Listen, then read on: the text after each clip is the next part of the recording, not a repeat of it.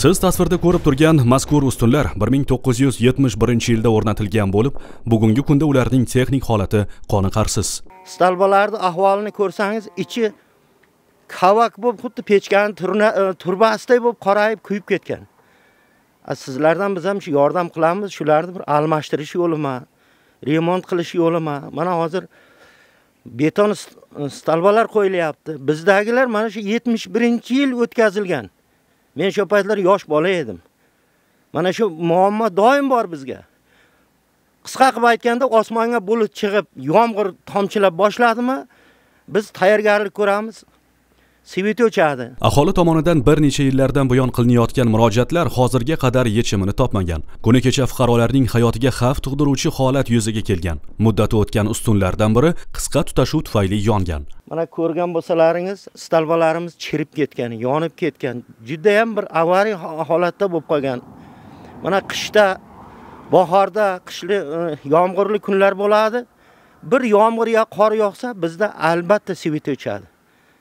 Bizda mana shu muammo doim bor. Afsuski, muammo tilga olingan zahoti ayrim mas'ul shaxslar masalaga quruq va'dalar bilan munosabat bildirdi xolos. Jumladan, tuman hokimi Bahodir Shukurov, hududiy elektr tarmoqlari aksiyadorlik jamiyati Boysun tuman bo'limi rahbari Yusuf Aliyev hamda bosh muhandis Nodir Ahmedovga bir necha bor murojaat qilingan bo'lsa-da, holat o'zgarishsiz qolmoqda.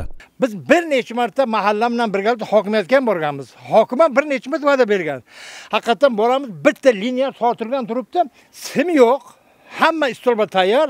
Shuni dedi, sizlarga qishloqqa o'tkazib beramiz. Sanatoriya uchun vaqti kelgan endi, nechinchi yillar sanatoriyaga zamin deb kelganda. Shunga o'tkazib bering desa aytadiki, yig'ilish bo'lgan kun aytadiki, xudo xolasa 1 oyda ichiga o'tkazib beramiz deb aytadi, lekin o'tkazib berish yo'q. 3 yil, 4 yilda mana shu muammo. Yomg'ir yog'dimi, omoxona sharti o'chiriladi. Chunki qo'shilib qoladi bir-biriga. Bizga svet yo'q. Boshni tapqotining boshqa joylariga, rayonga hamma joyga svet 100% svet bo'lib turadi, omoxonaga svet yo'q. Chunki buni qo'shmasa, hamma joy pashar bo'lib ketish kerak, omoxona o'chirib qo'yadi. Chunki bo'lak uzib qo'yadi. Mana bular qo'shilib yotdi, yonib yotdi. Ana keyin shundan 2 kun, 1 kun mashin kelolmaydi, qor bo'ladi. Ana keyin biz qap-qarang nimaga o'tiramiz-da. Aholimiz juda qiyin svet bo'yicha. Bo'lmasam, mana boshqa qishloqlarga ham borsangiz, ularga yonib turibdi, bizga yo'q. Ha desa, stolba avariyaning holati edi, tamom. Hokimiyatga men o'zim necha marta borganman. Hokim aytadilar-ku, bo'ldi, qilib beramiz. Mana shu buni stolba o'tkazib beramiz. U payt temir yo'lga qarag'ich edi.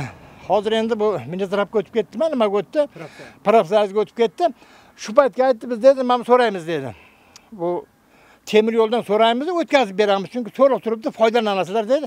Quruq og'izga qolgan gap ishga yo'q, bermang. Keyin qarang, mana temir yo'l, mana sanatoriya.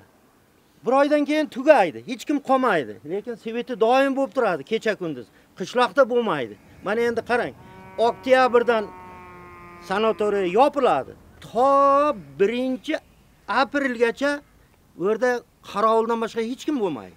Lekin qishloqda mana shu holat, osmonga bir yomg'ir bo'lsa, yo shamol bo'lsa, svet o'chadi, lekin o'rhala ko'rinib turibdi bizda, o'r to'ki yonib turadi. Shuni ham mana bu kishi to'g'ri aytayapti. Qancha bog'lar bordi. O'zimiz necha marta bordik hokimiyatga.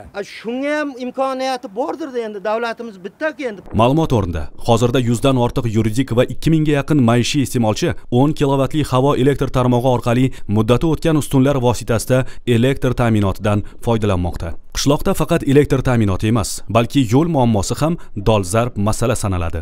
Yo'llar qishda loy, yozda esa changga botadi. Undan tashqari yo'llar o'nqir-cho'nqir holda bo'lib, maktab o'quvchilarining darsga qatnashishida katta qiyinchilik tug'dirmoqda. Aholi esa kundalik harakatida jiddiy noqulayliklarga duch kelmoqda. Yo'l muammosi juda qiyin bo'lyapti-da.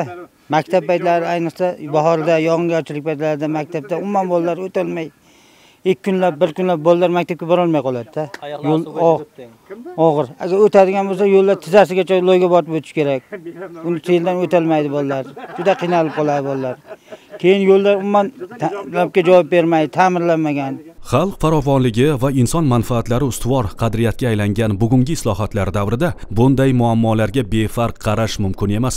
Elektr ta'minoti va yo'l infratuzilmasidagi mavjud muammolar tez fursatda bartaraf etilib, aholi uchun munosib shart-sharoitlar yaratilishiga ishonch bildiramiz. Dinov telekanali esa bu masalaga yana qaytadi.